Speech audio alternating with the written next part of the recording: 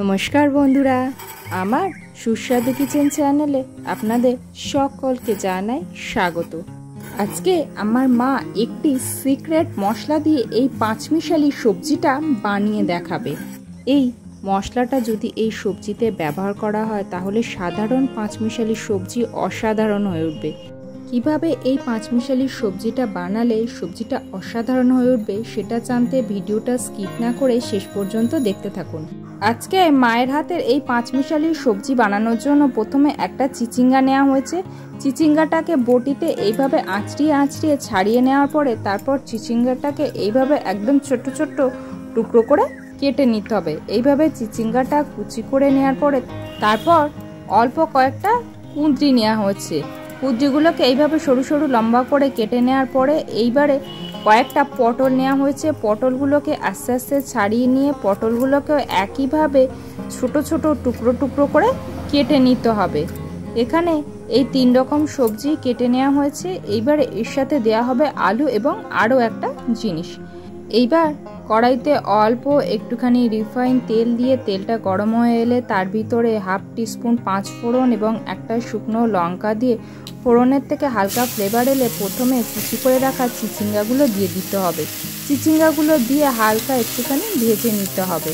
চিচিঙ্গাগুলো দিয়ে বেশ 1 মিনিটের মতন একটুখানি ভেজে নেওয়ার পর এর ভিতরে দিয়ে দিতে হবে কুচি করে রাখা পটলগুলোকে দিয়ে এটাকে একটুখানি ভেজে নিতে হবে। পটলগুলো দিয়ে 1 মিনিটের মতন এটাকে ভেজে নেওয়ার পর এবার এর ভিতরে দিয়ে দিতে হবে কাঁঠালের দানা। যেহেতু বাজারে এখন সবজির দাম বেশি, তাই এইভাবে কাঁঠাল দানা যে কোনো সবজিতে দিলে সবজির পরিমাণটাও যেমন বাড়ে তেমনি সবজিটা কিন্তু টেস্টি হয়। কাঁঠাল দানাটা দিয়ে নেড়ে নেওয়ার পরে এইবার এর ভিতরে দিয়ে দিতে হবে কুচি করে রাখা আলুগুলো দিয়ে একটুখানি ভালো করে মিক্স করে নিতে হবে। এইবার এর ভিতরে দিয়ে দেওয়া হলো কুচি করে রাখা কুঁদরিগুলো দিয়ে এর সাথে ভালো করে মিশিয়ে নিতে হবে। এইবার সমস্ত সবজিটাকে বেশ কয়েক মিনিট ধরে ভালো করে ভেজে নিতে হবে। সমস্ত সবজি থেকে অল্প অল্প কিন্তু একটুখানি জল বেরোবে। যেমন চিচিঙ্গা এবং পটল খুব তাড়াতাড়ি নরম হয়ে যাবে এবং কুঁদরি থেকেও হালকা একটু রসালো ভাব বেরোবে, যার ফলে এই সবজিগুলো কিন্তু এই জলেই হালকা হালকা ভাজা হয়ে যাবে।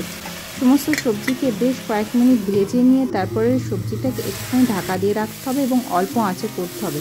এতে কিন্তু কোনো প্রকার এখনও জল দেওয়া যাবে না। সবজিটাকে ভেজেই রান্না করলে তবেই এটা টেস্টি হবে।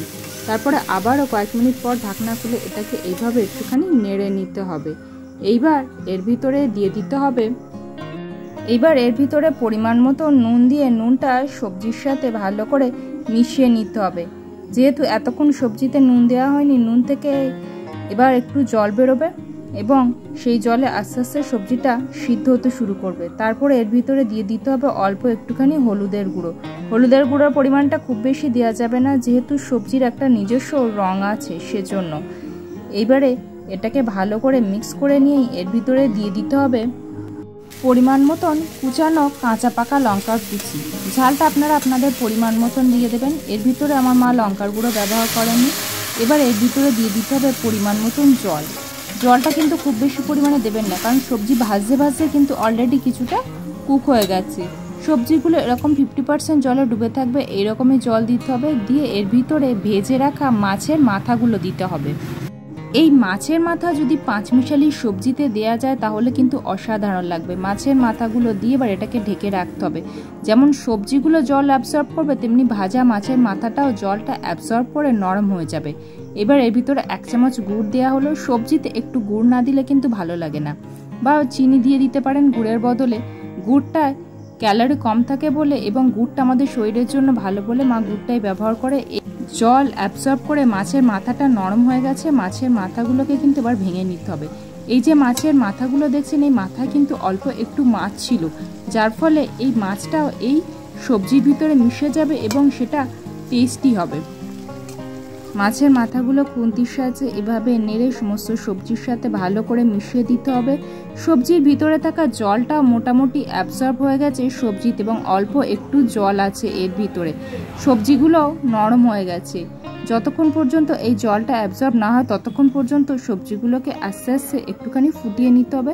তার ফলে সবজিগুলো একদম একে অপরের সাথে মিশে যাবে এবং জলটাও শুকিয়ে যাবে। আরও কয়েক মিনিটের জন্য ঢেকে রাখা হলো। কয়েক মিনিট পর ঢাকনা খোলা হলো। এবার দেখুন এর ভিতরে থাকা জলটা মোটামুটি অ্যাবসর্ব করে গেছে আর এর ভিতরে তেমন কোনো জল নেই। এইবারে সবজিটাকে আবারও একটুখানি ভালো করে মাছের মাথা এবং সমস্ত সবজিটাকে মিশিয়ে নিতে হবে। এইবার এর ভিতরে দিয়ে দিতে হবে সেই স্পেশাল সিক্রেট মশলা। এই মশলার ভিতরে ধনে, জিরে, মৌরি, তেজপাতা এবং গোলমরিচ, ঠিক 5টি মশলা দিয়ে এই মশলার সংমিশ্রণ করা হয়েছে। মশলাটাকে এই সবজির সাথে ভালো করে মিশিয়ে নিতে হবে।